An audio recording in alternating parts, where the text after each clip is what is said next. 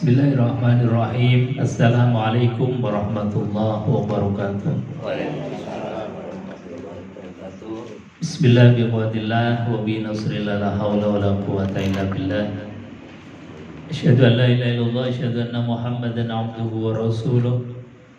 Allahumma fassalli wa sallim ala sayyidina Muhammadin wa ala alihi wa sahbihi ajma'in. Rabbi israh li sadri wa yassir li amri wahlul 'uqdatam min lisani yafqahu qawli, amma ba'd.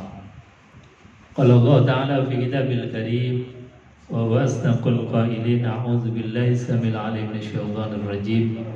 Bismillahirrahmanirrahim. Ya ayyuhalladzina amanu taqullaha haqqa tuqatih wa la tamutunna illa wa antum muslimun. Sadaqallahul azim wa sadaqa rasuluhul karim wa nahnu ala dzalika minasyahidin walhamdulillahi rabbil alamin. Bapak Ibu hadirin jamaah yang dimuliakan Allah Subhanahu wa taala, alhamdulillah kita sekalian dihadirkan kembali oleh Allah Subhanahu wa taala di tempat yang mulia, di majelis yang mulia untuk mengkaji sesuatu yang mulia, yaitu Al-Quranul Karim, kalamullah, firman Allah. Dan aktivitas ini adalah aktivitas yang terbaik karena tidak bisa dilakukan oleh makhluk-makhluk yang lain. Bahaim atau hewan tidak bisa melakukannya.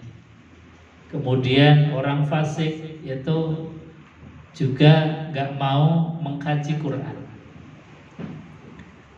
Artinya bahwa hadirnya kita ini menjadi mutafarriq, pembeda antara kita dengan hewan, pembeda antara kita dengan orang-orang yang fasik, orang-orang yang imannya rusak. Jadi orang fasik itu kan kadang ngaku iman, tapi dikan belajar Quran boten kersa. Nah ini kita insya Allah terbebas dari itu. Makanya tidak ada kalimat yang indah yang lebih layak untuk kita ucapkan kecuali biqaulina alhamdulillahi rabbil alamin. Kedua kalinya sholawat dan salam kita haturkan karibaan baginda Nabi besar Muhammad sallallahu alaihi wasallam, uswah teladan yang dengan kita belajar Quran itu seperti kita sedang bersilaturahim dengan kanjeng Nabi. Karena apa? Setiap ayat yang kita kaji, setiap ayat yang kita baca itu seperti melihat akhlaknya Rasulullah SAW. Jadi pagi ini itu serasa kita sedang bersilaturahim sowan ke kanjeng Nabi Muhammad Sallallahu Alaihi Wasallam. Maka mudah-mudahan sowannya kita, hadirnya kita, face to face silaturahim kita kepada kanjeng Nabi, harapannya beliau mengakui kita sebagai umatnya yang akan mendapatkan syafaat di yaumil qiyamah. Amin Allahumma amin ya rabbal alamin. Bapak Ibu yang dimuliakan Allah, kita lanjutkan tentang kajian Al-Quran kita. Terakhir kemarin ayat berapa Bu? 261 J. Di ayat 261 ini Allah memberikan nasihat, mengajarkan kepada kita bahwasanya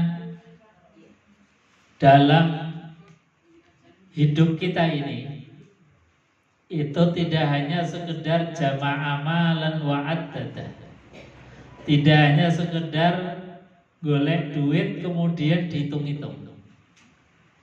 Jadi tidak sekedar kita ini kerja, habis kerja dapat uang, habis dapat uang kita audit, kita hitung.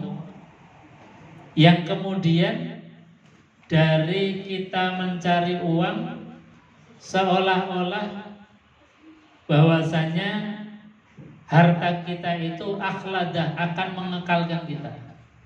Nah, itu sekali lagi adalah umumnya manusia, jama'a malahu wa addadah yahsabu anna malahu akhladah. Ini umumnya kita mengumpulkan uang, dihitung, kemudian punya angan-angan persepsi bahwasanya maluhu akhlada. Hartanya itu akan mengekalkan kita. Seolah-olah kalau punya harta kemudian nggak bisa sakit. Seolah-olah sehat itu bisa dibeli. Atau ketika kita punya uang banyak, seolah-olah akan bahagia terus. Itu namanya akhlada. Bahwasanya ketika kita punya harta seolah-olah sudah bisa aman. Padahal Allah Subhanahu wa Ta'ala mengajarkan kepada kita, hidup itu tidak hanya seperti itu.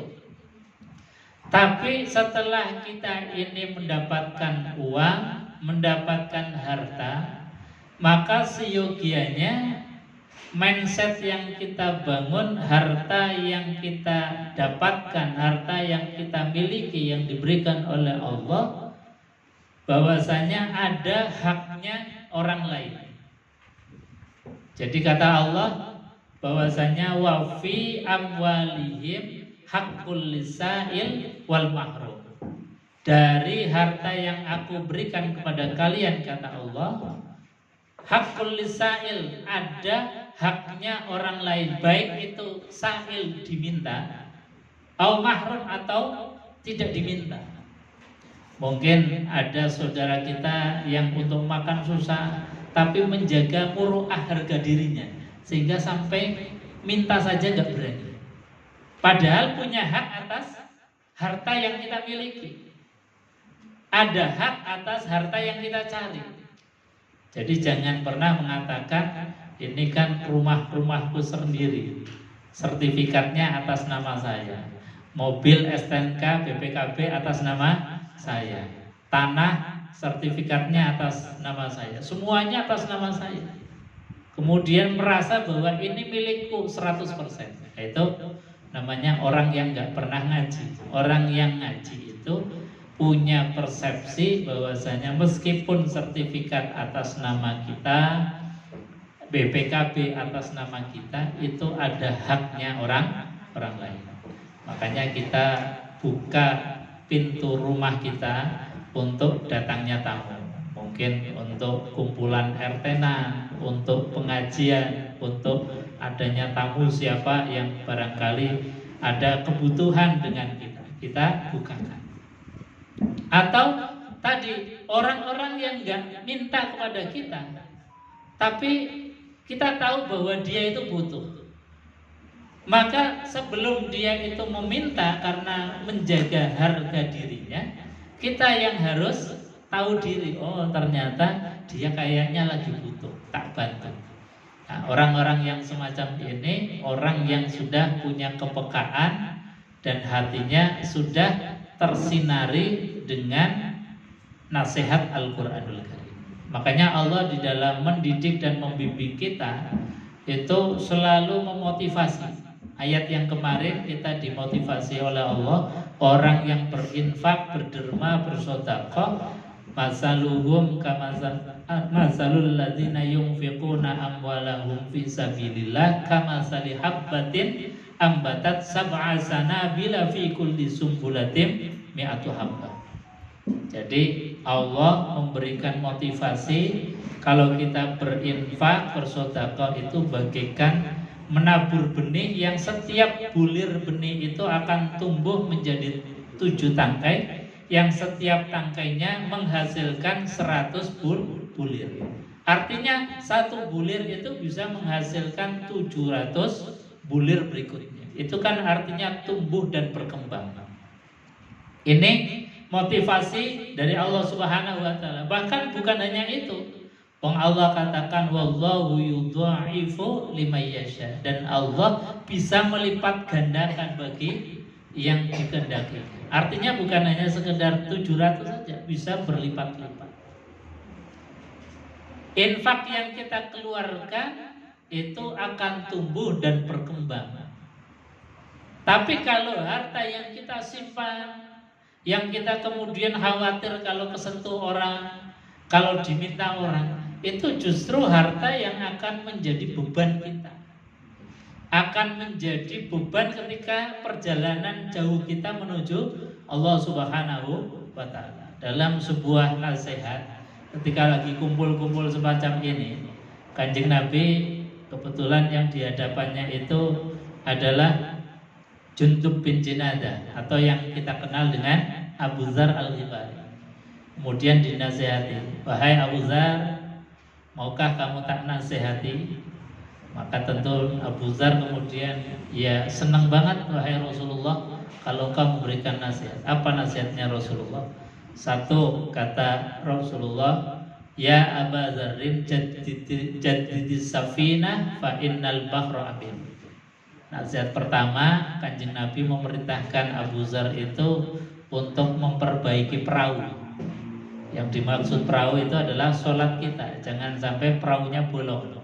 Sebab kalau perahunya bolong, kita khawatir tidak akan sampai tujuan pada Allah Subhanahu wa Ta'ala, tapi akan tenggelam di tengah perjalanan. Ini nasihatnya Rasulullah pertama. Kemudian nasihatnya yang kedua, kata Rasulullah SAW, khudziz zadada kamila. Wahai Abu Dzar, ambil perbekalan yang sempurna. Jadi nasihatnya Rasulullah itu bukan menyuruh untuk mencari perbekalan yang banyak, karena bisa jadi perbekalan banyak justru ngangel-ngangel kita, ngebot-ngebot ini. Tapi perbekalan yang sempurna.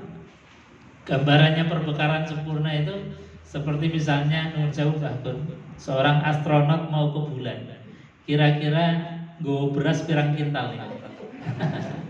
Nggawa mie instan berapa dus saja. Ternyata yang dibawa itu bukan beras berkintal-kintal, bukan mie instan yang berdus-dus atau yang lain, tetapi perbekalan yang sempurna. Sudah diperkirakan antara bumi sampai ke bulan, bulan kemudian balik lagi ke bumi, kira-kira butuh nutrisi berapa, butuh berapa hari, dan nutrisinya itu sudah dihitung kemudian diekstrak. Ini kebutuhan sempurna, perbekalan sempurna, bukan perbekalan yang banyak. Sebab kalau perbekalannya banyak, mungkin pesawatnya nggak sampai ke bulan, kantong pensek. Makanya perbekalan sempurna. Itu bahasanya Rasulullah SAW. Makanya tadi ketika Abu Dzar Al-Ghifari dinasehati oleh Rasulullah, ya Aba Dzarrin khudziz zadada kamila. Ambil perbekalan yang sempurna. Perbekalan sempurna itu apa? Mencukupi rukun Islam itu sudah sempurna. Satu, syahadat. Satu kalimat ini bobotnya dibandingkan dengan bobot kita ibadah tiap hari selama hidup kita, barangkali masih berbobot kalimat la ilaha illallah. Itu perbekalan yang sempurna betul. Kelihatannya sepele, hanya kalimat, tapi itu kalimat yang sangat berbobot. Kemudian apa? Sholat. Sholat itu perbekalan yang sempurna. Karena nggak ada bahaim yang sholat, nggak ada hewan yang sholat, nggak ada orang kafir yang sholat, nggak ada orang yang munafik yang sholat. Jadi sholat itu betul-betul perbekalan sempurna, ciri dari orang yang imannya sempurna. Makanya sholat kita ini adalah perbekalan yang sempurna. Yang ketiga adalah zakat. Ketika diberikan oleh Allah harta, kita keluarkan. Itu juga perbekalan yang sempurna. Ketika Ramadan datang, kita puasa. Itu perbekalan sempurna. Ketika diberikan oleh Allah kemampuan istitoah, kemudian berangkat haji dan umrah, itu perbekalan yang sempurna. Makanya Kanjeng Nabi cuma mengingatkan, ya Aba Dzarrin khudziz zadada kamila. Menjaga rukun Islam yang 5 ini dengan baik sampai akhir hayat kita. Kemudian nasihat yang ketiga, ya Aba Dzarrin khaffifil himla. Peringanlah bebanmu. Nah, ini yang kaitannya dengan tadi ayat yang kita baca. Bahwasanya wahai Abu Dzar, peringankan bebanmu. Kemudian Abu Dzar tanya kepada Rasulullah, ya Rasulullah, apa yang dimaksud dengan beban? Apa yang dimaksud dengan beban ya Rasulullah? Maka Kanjeng Nabi tidak langsung menjawab, tapi dibalas dengan tanya balik kepada Abu Dzar. Ditanya oleh Rasulullah SAW, hal indaka ta'amu yaumin, apakah engkau punya persediaan makan untuk besok? Naam ya Rasulullah, saya punya persediaan makan untuk besok pagi. Hal indaka ta'amu salah satu yaumin, apakah engkau punya persiapan makan untuk 3 hari? Naam ya Rasulullah, saya punya persediaan makan untuk 3 hari. Maka baru Kanjeng Nabi menjawab, wahai Abu Dzar, ketahuilah bahwasanya persediaan makan untuk esok hari saja itu sudah menjadi beban berat kita dalam rangka pergi untuk kembali kepada Allah Subhanahu wa taala. Jadi persediaan beras untuk besok pagi itu sudah beban berat.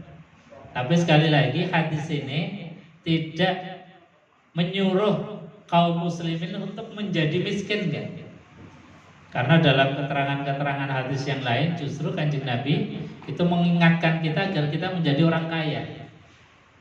Dalam sebuah hadis misalnya Kanjeng Nabi mengingatkan, kadal faqru ayyakuna kufron. Hampir-hampir kefakiran itu menjerumuskan orang kepada kekufuran. Karena apa? Karena miskin itu gampang diiming-imingi.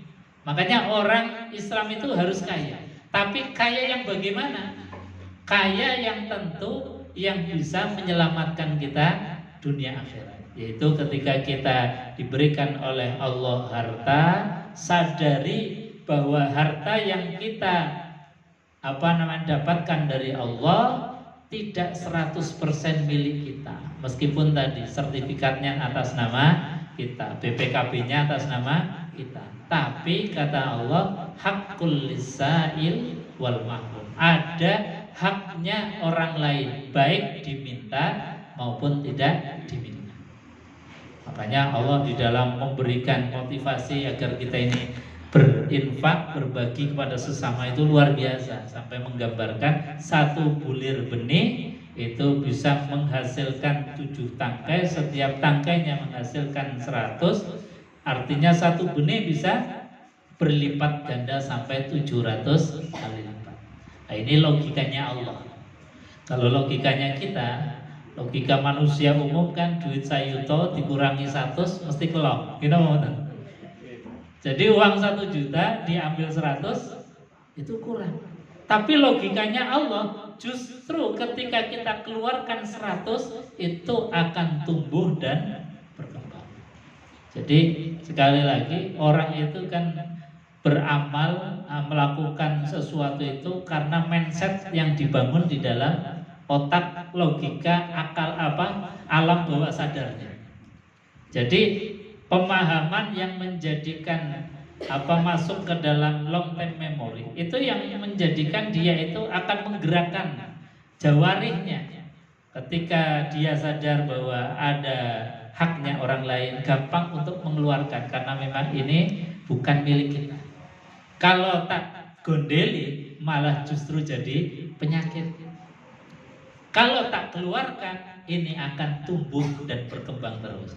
Nah, ini mindset yang dibangun oleh Allah Subhanahu wa taala. Jadi sekali lagi, kalau kita dapat harta atas kerja payah kita tiap hari, kemudian kita enggak keluarkan, maka tadi ini akan menjadi beban yang sangat berat ketika kita perjalanan panjang menuju Allah Subhanahu wa taala. Maka harus diperingatkan. Kita titip-titipkan ke orang yang tidak mampu, titip-titipkan ke pesantren, ke masjid, ke majelis-majelis kebaikan. Insya Allah itu bagian dari as-shadaqatu tadfa'ul bala wa shadaqatu jalbur rizki. 1 kaki sedekah itu bisa menjadikan kita ini terbebas dari bala. Ya barangkali tadi contohnya misalnya ada kebruan, gara-gara kita rajin sedekah diselamatkan Gusti Allah, alhamdulillah. Tapi bukan hanya itu, tapi as-shadaqatu jalbur rizki. Sedekah ini juga narik rezeki. Yang mungkin rezekinya masih susah dimudahkan oleh Allah. Yang mungkin rezekinya masih jauh akan didekatkan oleh Allah. Rezekinya yang masih ada di perut bumi dicumpulkan sama Gusti Allah, dikeluarkan dari perut bumi. Kalaupun rezeki kita mungkin ada tercampur dengan perkara-perkara yang haram, maka harapannya dihalalkan oleh Allah Subhanahu wa ta'ala. Makanya doa ketika habis sholat duha, Allahumma in kana rizqi fis sama fa anzilhu wa in kana fil ardi fa akhrijhu wa in kana mu'siran fayassir wa in kana ba'idan faqarribhu. Ya Allah, andai kata rizkiku masih di langit, turunkan. Ketika rizkiku masih ada di bumi, maka keluarkan. Ketika rizkiku masih susah, mudahkan. Rizkiku masih jauh, dekatkan. Rizkiku masih tercampur dengan perkara yang haram, maka halalkanlah. Nah, ini doa yang luar biasa ketika kita habis sholat duha. Karena tadi kalau kita ini tidak membersihkan harta, khawatirnya menjadi beban kita manakala akan kembali kepada Allah Subhanahu wa ta'ala. Makanya banyak orang yang dalam keadaan nazar. Dalam keadaan nazar itu kan keadaan yang berat, luar biasa, sakitnya luar biasa. Sampai banyak ada orang yang dalam keadaan nazar masih mikirkan masalah dunia. Ini kan karena mindset yang dibangun adalah harta adalah dunia. Jadi mau meninggalkan dunia itu rasanya enggak rela, pengennya nang dunia urip terus, pengennya senang terus, pengennya gondeli harta terus. Makanya diingatkan oleh Rasulullah SAW, yo kita masih di dunia memang harus ikhtiar mencari penghidupan dunia, tapi penghidupan dunia yang menjadi mazra'atul akhirat, sawah ladang menuju akhirat kita. Hadirin jemaah yang dimuliakan Allah Subhanahu wa ta'ala. Kemudian di ayat 262 setelah memotivasi, Allah juga ngasih ilmunya dalam berderma. Sebab kalau orang ini berderma, bersedekah tanpa ilmu, maka bisa jadi amaluhu mardudatun la tuqbalu, amalnya ditolak, tidak diterima oleh Allah. Nah ini kan eman-eman, terus ngetoke duit ternyata nggak dapat pahala. Makanya berinfak, bersedekah itu butuh ilmu. Ilmunya gimana? Allah sampaikan alladzina yunfiquna amwalahum. Alladzina yaitu orang-orang yunfiquna yang mereka itu berinfak amwalahum, harta mereka fi sabilillah, di jalan Allah. Summa la yutbi'una ma anfaqu mannaw wala adza. Kemudian infak sedekahnya itu tidak diikuti dengan sifat-sifat yang merusak sedekah. Apa itu? Satu manan, kemudian azan. Apa itu manan? Manan itu diungkit-ungkit. Ini merusak sedekah kita, merusak amal kita. Diungkit-ungkit. Misalnya, itu masjid kalau nggak tak bantu saya, nggak jadi sampai sekarang. Itu si fulan kalau dulu nggak tak kasih modal saya, itu nggak jadi seperti sekarang ini. Itu namanya al-manni. Jadi diungkit. Sekali kita mengungkit amal yang sudah kita keluarkan, itu bisa hangus, bisa hilang. Makanya di ayat yang ke-264 kita sambungkan 3 ayat ini karena ini satu tema yang berkaitan. Allah Subhanahu wa ta'ala mengingatkan kepada kita, orang-orang yang beriman yang ahli di dalam berderma, ya sedekah, ya infak, ya zakat, ya wakaf, ya apa saja yang kita dermakan. Allah ingatkan, ya ayyuhalladzina amanu, hai orang-orang yang beriman. Ayat yang ke-264.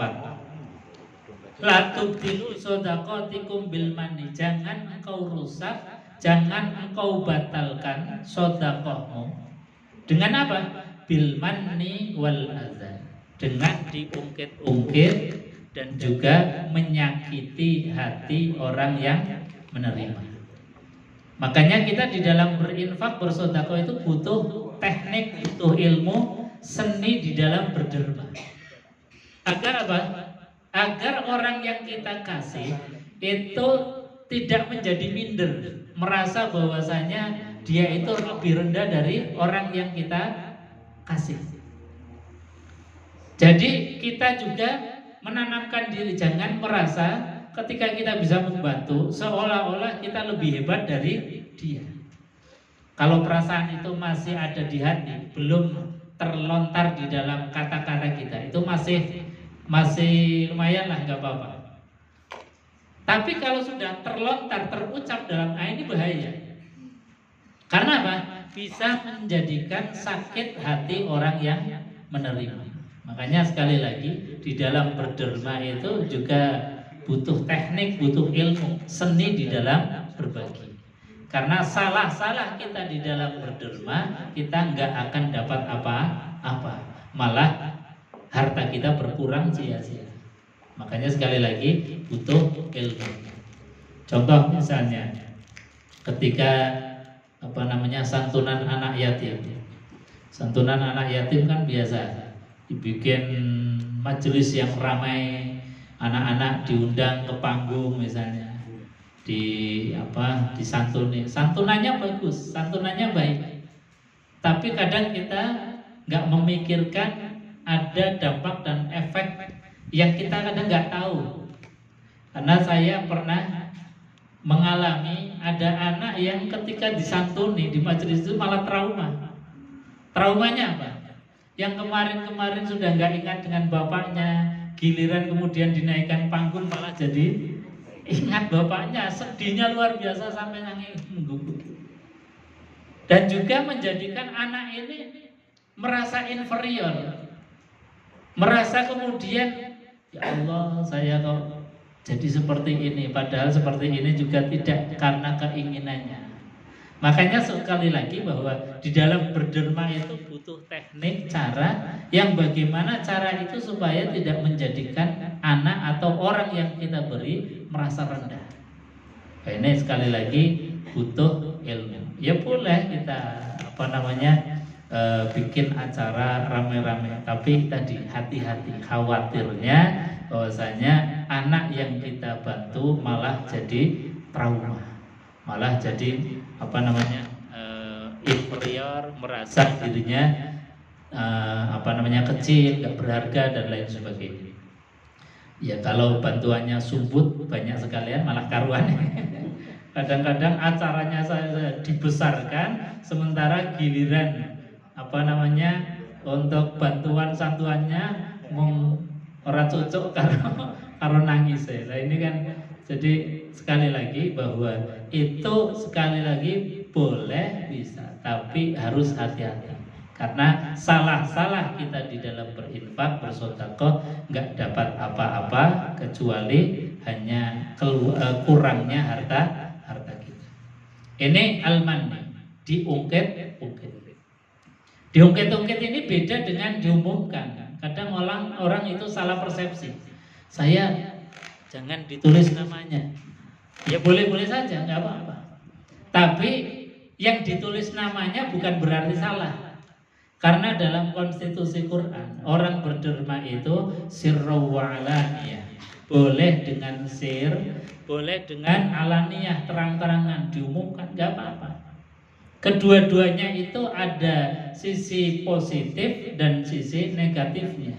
Ketika kita sedekah rahasia, sisi positifnya bisa menjaga niat kita agar tidak riya. Bagus. Agar kita tidak riya, kita rahasia di dalam berderma. Tapi sisi negatifnya, dermanya kita, berbaginya kita tidak bisa menjadikan motivasi untuk orang lain. Tidak bisa untuk menjadi teladan orang lain. Mungkin anak kita nggak bisa melihat orang tua kita ini suka berderma, bersedekah. Beda kalau ketika ada anak, kita nyemplung ke kotak amal, anak lihat. Ketika anak itu nanti dewasa, ketika sudah tua, itu mengingat amalan bapaknya, amalan orang tuanya. Oh, dulu ibu kalau ada apa-apa senang sedekah, berbagi kepada sesama. Jadi apa yang dia lihat menjadi pelajaran yang luar biasa. Akhirnya apa? tanpa sadar dia mengikuti apa yang menjadi kebiasaan baiknya orang tua. Tapi kalau rahasia terus, anak nggak bisa niru. Orang lain nggak bisa terpacu, termotivasi untuk berbagi. Ini apa namanya, kekurangan dan kelebihan sirran, rahasia. Alania pun sama. Alania itu kekurangannya kadang-kadang kita yang niatnya awalnya ikhlas, di tengah jalan mungkin pengen dipuji dan sebagainya. Tapi ini sekali lagi bisa kita minimalisir dengan ilmu. Jadi keurangnya adalah ketika kita ini nggak kuat hatinya untuk menjaga niat. Kelebihannya apa? Kelebihannya bisa memotivasi orang lain. Oh, dia orang biasa saja infaknya segini, masa saya yang orang kaya infaknya segini, kan malu. Akhirnya apa? Berinfak lebih banyak lagi, lebih besar. Nah, ini namanya memberikan motivasi. Jadi sirra wa alaniyah, berinfak dalam keadaan rahasia ya boleh, dalam keadaan terang-terangan diumumkan juga tidak mengapa. Yang merusak itu adalah al-manni, yaitu diungkit-ungkit, wal azza, dan juga menyakiti hati orang yang menerima. Makanya kita sekali lagi butuh teknik, ilmu, cara, seni di dalam berderma. Agar apa? Agar antara kita yang memberi dengan orang yang kita beri itu bukan antara atasan dan bawahan, bukan superior dan inferior, tetapi equal, satu sama lain itu sama. Bedanya dia itu dalam posisi yang memberi, dia yang menerima dalam posisi menerima amal dari kita. Tapi hakikatnya sama. Dan kita juga harus melatih diri bahwasanya sejatinya dia itu adalah orang yang membantu kita membawakan harta yang nanti harta itu akan kita jumpai lagi di akhirat. Artinya apa? Dia itu sebetulnya menjadi kurir yang harusnya dibayar berlebih. Nah, kita ini seringkali punya persepsi dalam hati kita. Ketika memberi itu seolah-olah kita lebih tinggi, lebih hebat dari yang kita beri. Makanya kita latih terus untuk mengikis itu. Jadi butuhnya ngaji itu tadi untuk meminimalisir sifat itu, karena sifat itu memang gawan bayi kita. Jadi gawan bayi kalau nggak di netralisir dengan ilmu logika dari Allah itu, ya akan terbawa terus siapapun itu. Makanya harus melatih bahwasanya kita dan dia yang kita beri itu equal, sama. Karena inna akramakum indallahi atqakum. Nah, adab dan etikanya kita ketika kita itu memberi itu dengan santun, dan ketika kita dalam keadaan menerima, etikanya itu adalah mendoakan orang yang memberi kepada kita. Itu kalau dua-duanya etika dan adabnya dilakukan, itu semuanya dapat pahala. Yang ngasih ya dapat pahala, yang diberi ya dapat pahala. Atau bisa jadi kebalikan, yang ngasih justru zero, nggak dapat pahala sama sekali karena hilang. Justru yang dikasih itu bisa mendapat pahala. Karena apa? Dia memposisikan bahwasanya diberi oleh seorang sehingga matur suwun, terima kasih, mendoakan. Sementara yang memberi itu merasa congkak, merasa bisa, merasa lebih mampu, sehingga muncul kesombongannya. Ini makanya tadi Allah Subhanahu wa taala mengingatkan kepada kita, ya ayyuhalladzina amanu la tubtilu shadaqatikum bil manni wal adha. Bahkan Allah kasih perbandingan. Kalau kita sedekah tapi diikuti dengan diungkit-ungkit dan menyakiti hati orang yang menerima, itu masih lebih baik, kata Allah, qaulun ma'ruf wa maghfirah khairun min shadaqati yatsba'uha adzan. Qaulun ma'ruf, ucapan yang baik, nasihat, doa, Kata Allah, khairun masih lebih baik dibandingkan kita ngasih sih ngasih, tapi barni ngomel-ngomelnya rabal-bal. Ngasih sih ngasih, tapi merendahkan orang yang kita kasih. Masih lebih baik kita nggak punya, ya kita katakan nuwun sewu, ini pas dilalah nggak punya, barangkali nanti di lain waktu pas ada rezeki insya Allah nanti bisa bantu. Kita minta maaf dengan ucapan yang baik, dengan kalimat-kalimat yang tidak merendahkan, itu jauh lebih baik kata Allah Subhanahu wa taala dibandingkan dengan ngasih tapi yatsba'uha adza, menyakiti hati orang yang menerima. Jadi sekali lagi kadang-kadang kita berderma, berinfak sedekah, mindsetnya karena kita mampu, karena kita punya harta. Enggak itu aja. Kita harus punya ilmu bagaimana kita di dalam berderma. Makanya Allah sampaikan di akhir ayat 264 gambaran orang yang berderma tapi diikuti dengan diungkit-ungkit dan menyakiti hati orang yang menerima. Famasaluhu kamasali sofwanin alaihi turab. Itu gambarannya ada batu besar licin alaihi turab, yang di atasnya itu ada debu. Fa'asabahu wabil, kemudian diguyur dengan hujan yang sangat deras. Kira-kira debu di atas batu licin diguyur hujan deras itu tersisa nggak? Nggak tersisa sama sekali, hilang, nggak berbekas. Lah itulah gambarannya orang yang berderma sudah kadung mengeluarkan uang banyak, tapi nggak pakai ilmu, diungkit-ungkit, menyakiti hati orang yang menerima, itu nggak ada sama sekali bekasnya, nggak akan dapat pahala dari Allah Subhanahu wa taala. Jadi famatsaluhu kamatsali sofwanin alaihi turab fa'asabahu wabil fatarakahu solda la yaqdiruna ala syai'im mimma kasabu.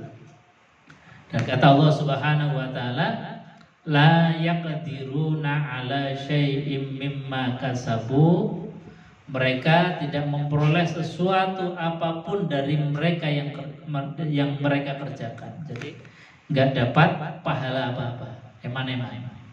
Bahkan di ujung akhir ayat ini yang penting, wallahu la yahdil qaumal kafirin, dan Allah tidak akan memberikan petunjuk kepada kaum al-kafirin yang kafir. Kenapa Allah mengakhirinya dengan kalimat al-kafirin? Karena orang yang diberikan harta oleh Allah Subhanahu wa taala kemudian tidak mendayagunakan, termasuk di dalamnya tidak berinfak, tidak bersedekah, tidak berbagi kepada sesama, itu sejatinya kafir. Dalam bahasa Quran sejatinya kafir. Karena kafir itu kan ada degradasinya, ada kelas-kelasnya, dari kelas yang paling rendah sampai kelas yang paling tinggi. Jadi kalau orang dikasih harta kok nggak mau rukuk sujud, itu juga kafir atas hartanya, karena nggak mau bersyukur kepada Allah. Kafir di sini sering kita dengar dengan istilah kufur nikmat. Jadi mengkufuri nikmat yang dari Allah Subhanahu wa taala. Seolah-olah harta yang kita dapatkan ini nggak ada hubungan, nggak ada kaitannya dengan Allah Subhanahu wa taala. Jadi ditutup, kafar. Kafar itu kan artinya penutup, menutup antara kita dengan Allah Subhanahu wa taala. Jadi seolah-olah harta yang kita dapat atas kepintarannya, atas kecerdasannya, atas peras keringat banting tulangnya, tidak ada kaitannya dengan Allah Subhanahu wa taala, itu juga sudah kafir banget. Termasuk ketika kita diberikan oleh Allah Subhanahu wa taala harta tapi tidak mau berbagi, ini juga kafir. Makanya sekali lagi, untuk menghilangkan sifat kekafiran dalam masalah hubungannya dengan harta, ya tadi kita bersedekah, berderma, infak, zakat, sedekah, wakaf, hadiah, atau apapun untuk kebaikan dan kemaslahatan orang banyak. Ini adalah perintah Allah Subhanahu wa taala di dalam Al-Qur'an. Bahkan sekali lagi akhir daripada ujung ayat ini, wallahu la yahdil qaumal kafirin, dan Allah gak akan memberikan petunjuk bagi orang-orang yang kafir. Makanya ini bahaya sekali. Biasanya kan orang kalau sudah kaya dan punya penyakit pelit bin medit alias bakhil, itu biasanya itu dijorke Gusti Allah. Karena apa? Sudah nggak dapat petunjuk dari Allah, ben dipepek dewe, ben corona sudah Allah itu nggak ngurusi dia. Kalau sudah nggak ngurusi dia, ya tidak akan mendapatkan petunjuk. Dapat nasihat apapun itu ya masuk telinga kanan, keluar telinga kiri. Tapi kalau kita orang yang beriman, insya Allah dapat nasihat. Kadang-kadang di angen-angen saya, oh iya, kita dimasukkan ke dalam pikiran, direnungkan dan dengan hati kita, akhirnya apa? Mendapatkan pencerahan, cahaya, petunjuk dari Allah Subhanahu wa taala. Karena harta kita ini nggak akan kita bawa sampai mati. Paling banter itu harta akan menemani sampai kita masuk ke liang lahat. Kita punya mobil, barangkali mobilnya paling nganter sampai kuburan. Kita punya pasangan hidup sampai nganter ke kuburan. Anak-anak juga habis kita dimakamkan ke kuburan, mereka kembali ke tempat rumahnya masing-masing. Gak ada yang ikut. Kok sampai dibilani mati-matian, sampai digondeli nggak mau berderma? Itu kan tadi ngabut-ngabuti perjalanan hidup kita. Makanya sebelum kita ini dipanggil oleh Allah, bahkan di dalam Al-Qur'anul Karim itu orang yang sudah meninggal dunia ketika ingin dihidupkan oleh Allah Subhanahu wa taala, ketika ditanya kalau dihidupkan lagi mau apa, maka mereka itu menginginkan agar bisa berderma, bersedekah. Jadi bukan mau sholat lagi, bukan mau puasa atau mau haji, enggak. Tapi niat pertama kali adalah beramal yang punya nilai dan kontribusi untuk orang lain, yaitu berderma. Makanya dalam hadis Rasulullah SAW, khairun nas anfa'uhum linnas, sebaik-baik manusia. Jadi ukuran manusia itu baik adalah anfa'uhum linnas, orang yang punya kontribusi kebaikan untuk orang lain. Punya harta ya kebaikan untuk orang lain dengan hartanya, punya ilmu kebaikan orang lain dengan ilmunya, punya kekuasaan kebaikan untuk orang lain dengan kekuasaannya. Ini orang yang baik. Maka ketika kita ini diberikan oleh Allah kesempatan hidup, bisa berderma, berinfak, kebaikan untuk orang lain, maka kita berlomba-lomba untuk menjadi manusia terbaik di hadapan Allah Subhanahu wa taala. Mudah-mudahan kita ini termasuk orang di dalamnya. Amin ya rabbal alamin. Sebelum ditutup mungkin ada yang mau ditambahkan atau ditanyakan. Monggo silakan. Panji, monggo Pak Diri. Ini tadi ada itu Pak.